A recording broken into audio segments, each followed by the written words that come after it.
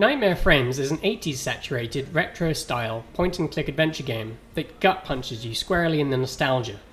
It instantly conjures up a youth well-wasted with your best mates LucasArts and Sierra, but also those sleepless nights in the company of Freddy Krueger and Michael Myers. You play as partially successful but still burdened with nagging self-doubt screenwriter Alan Goldberg. Alan walks through life dealing with the usual sleazebags and wannabes of the Hollywood film scene, but things take a weird turn when an unexpected suicide leads you to the door of a hugely rich and influential figure. She asks you to search for a legendary lost horror film, purported to be the scariest movie ever made, in return for which she promises to turn your every ambition into a reality. The story is absolutely fine for what it needs to be. It's not going to melt your brain until it dribbles out of your ear, but it does its job in keeping you curious enough to maintain forward momentum. It moves from the mundane to the vaguely supernatural, and the finale takes a solidly weird enough turn that helps it finish strong. And the characters are all well written, with believable motives, and just enough backstories to help you care. The pixel art environments look superb. Rooms and streets are suffused in the warm glow of a perpetual Los Angeles sunset. There are wonderful and subtle lighting effects, with god rays pouring through window shades illuminating floating dust motes. Later in the game you'll venture to a small town in California, with an entirely different, yet equally well-rendered atmosphere. I loved that there was just the right amount of detail in every scene, so I could click on various background objects and get flavor text for each scene without being mired in pointless lore or red herring irrelevance. I also loved the beautifully hand-drawn talking head character portraits, each with different expressions of shock, disdain, anger, fear. Because it's set in the 1980s, Nightmare Frames comes with a pitch-perfect John Carpenter-inspired synth-fused soundtrack, and you'll instantly recognize this if you've been watching that other love letter to 80s horror and science fiction, Stranger Things.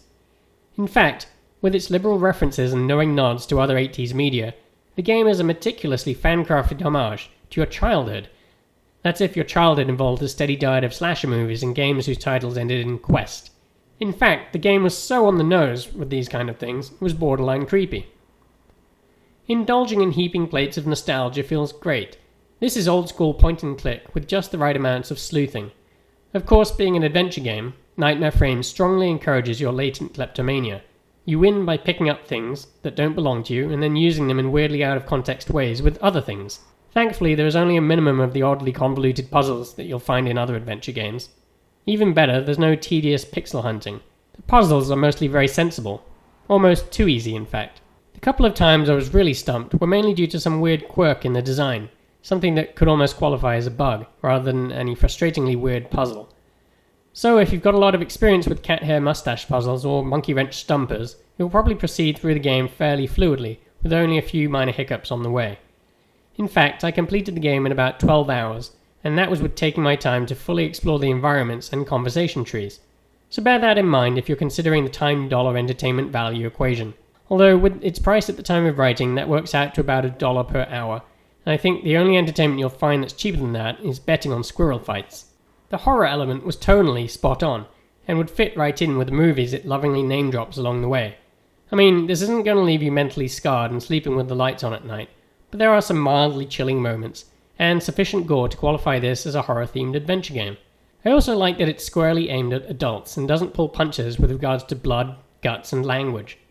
In summary, this isn't a game, it's a time machine, and if you're anything like me, it has your name all over it. So don't waste any more time, jump in and punch the big green button, we've got a childhood to revisit.